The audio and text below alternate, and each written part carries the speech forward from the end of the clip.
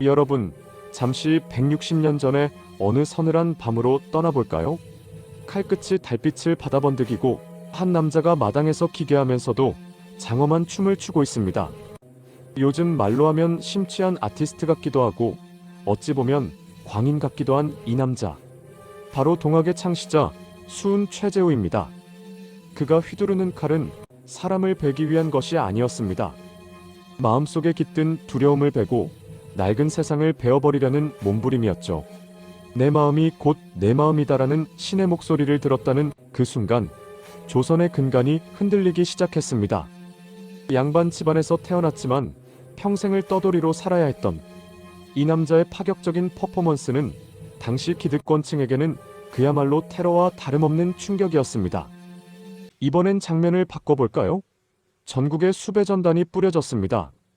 요즘으로 치면 현상금 사냥꾼들이 눈에 불을 켜고 찾아다니는 어급 수배범이었던 남자, 바로 해월 최시영입니다. 최재우의 뒤를 이은 그는 무려 36년 동안 관군의 추격을 피해 전국을 유랑했습니다. 해월이 나타났다 하면 이미 그는 산 너머로 사라진 뒤였죠.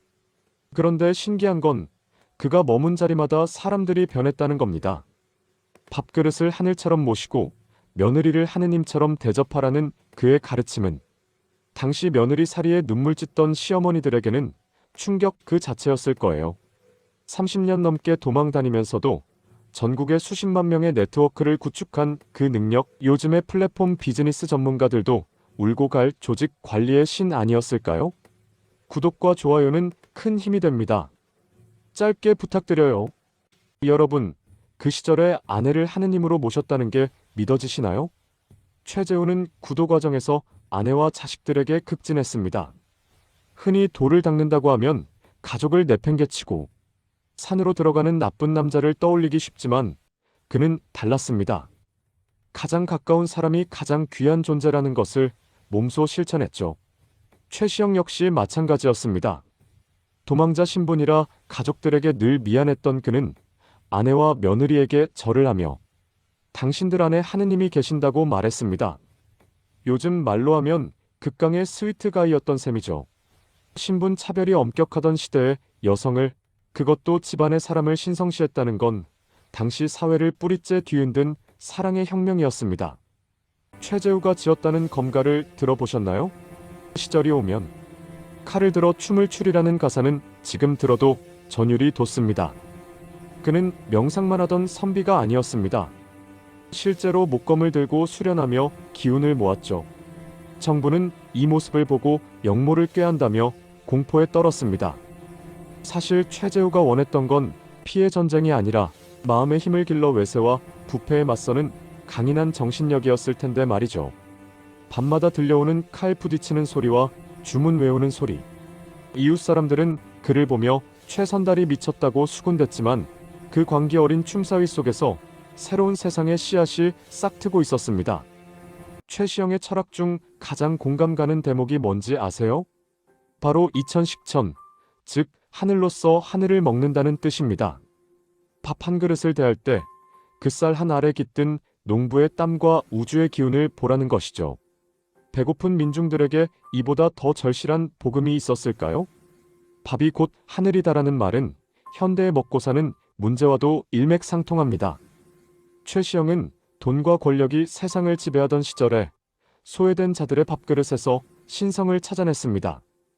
굶주린 이들에게는 빵 한 조각이 신이었던 셈인데 최시영은 그 가치를 종교적 차원으로 끌어올린 탁월한 인문학자였습니다. 최재우의 삶을 들여다보면 화려한 성인의 모습보다는 실패한 지식인의 고뇌가 먼저 보입니다. 몰락한 양반 집안에서 서자로 태어나 재산도 없고 백도 없던 청년 최재우.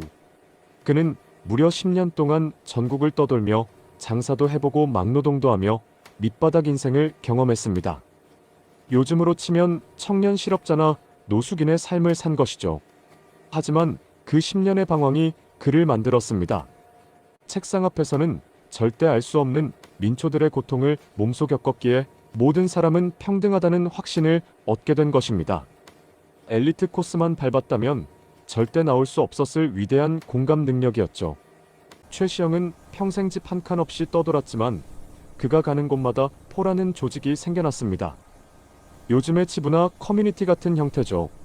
그는 보따리 하나만 메고 산을 넘고 강을 건너며 사람들을 연결했습니다. 정보가 느리던 시대에 어떻게 수만 명을 동시에 움직였을까요? 그것은 바로 진심이라는 네트워크였습니다. 그는 그를 모르는 농민들에게 어려운 경전 대신 쉬운 노래와 이야기로 다가갔습니다. 최고의 마케터이자 소통 전문가였던 셈입니다.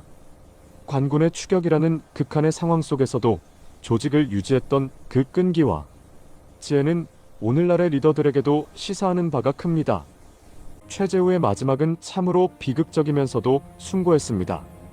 대구장대에서 처형당하기 직전 그는 제자 최시영에게 모든 권한을 넘기고 의연하게 죽음을 맞이했습니다. 내가 죽어야 도가 산다는 결단이었죠. 반면 최시영은 스승의 죽음 이후 30년 넘게 살아서 그 가르침을 꽃피웠습니다. 스승은 씨앗이 되어 땅에 묻혔고 제자는 줄기가 되어 하늘로 뻗어나간 것이죠. 두 사람의 관계는 단순한 사제지간을 넘어 하나의 목적을 위해 삶과 죽음을 분담한 운명 공동체였습니다. 죽음조차 갈라놓지 못한 그들의 동지에 정말 눈물겹지 않나요? 최재우는 몰락양반의 서자였고 최시영은 사실상 밑바닥 인생을 살던 인물이었습니다. 당시 조선 사회에서 이들은 아웃사이더였죠. 그런데 이 비주류들이 모여 주류 사회를 뒤엎는 거대한 흐름을 만들어냈습니다. 양반도 하느님이고 노비도 하느님이다라는 선언은 요즘 말로 평등권 선언이었습니다.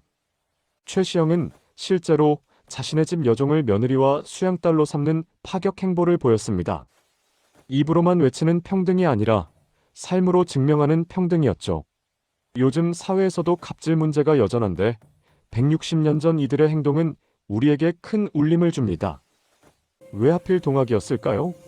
당시 서양의 종교인 서학천주교에 들어오면서 조선 사회는 큰 혼란에 빠졌습니다. 최재우는 서양의 기술과 과학은 인정하면서도 정신만큼은 우리의 것을 지키고 싶어 했습니다. 그래서 우리의 돈은 동학이다라고 이름 붙인 것이죠. 요즘 식으로 표현하면 K-스피릿의 원조라고 할 수 있습니다. 외세에 무조건 반대하는 게 아니라 우리 스스로의 가치를 발견해서 당당해지자는 자존감 회복 프로젝트였던 셈입니다. 최재우가 도를 깨닫기 전 한 신비로운 노인에게서 책 한 권을 받았다는 전설이 있습니다.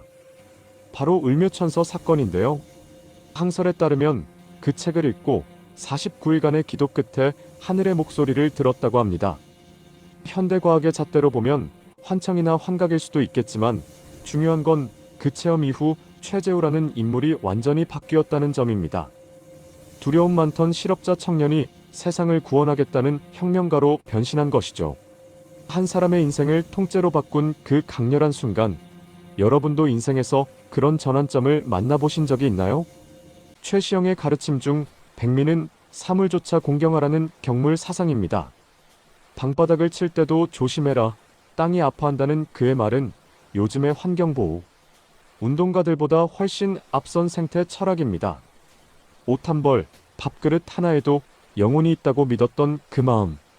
현대인들이 물건을 쉽게 버리고 환경을 파괴하는 모습을 본다면 해월 선생은 무엇을 하실까요? 하늘을 공경하듯 만물을 대하라는 그의 낮은 목소리가 오늘따라 더욱 크게 들리는 듯합니다. 최재우는 경주 양반가의 후예로 지적 자산이 풍부했던 인물이었고 최시영은 경주 최씨이긴 했지만 가난한 노동자 집안 출신이었습니다.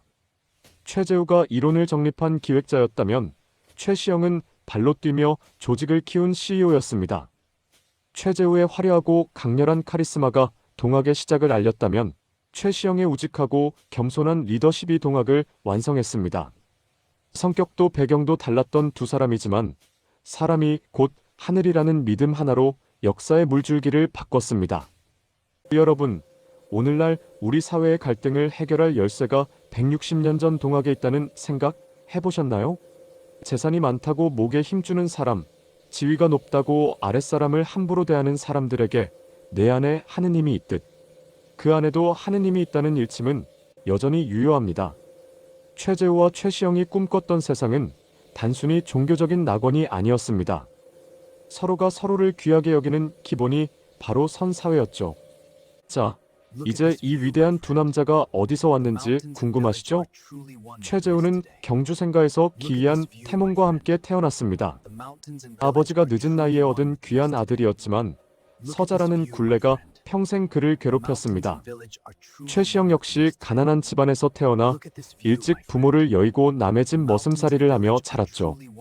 불우한 어린 시절을 보냈던 두 사람이었기에 소외된 사람들의 눈물을 닦아줄 수 있었던 겁니다. 그들의 고통스러웠던 시작이 결국 위대한 역사의 출발점이 된 것이죠. 최재우의 번득이는 칼춤과 최시영의 고단한 36년 유랑길. 그들이 그토록 지키려 했던 것은 거창한 권력이 아니라 바로 인간의 존엄성이었습니다. 오늘 여러분의 하루는 어떠셨나요? 혹시 누군가에게 상처받았거나 스스로를 보잘것없다고 느끼진 않으셨나요? 160년 전 두 거인이 남긴 목소리에 귀를 기울여 보세요. 당신이 바로 하늘입니다. 이 짧은 한마디가 여러분의 지친 마음을 어루만져 주기를 바랍니다.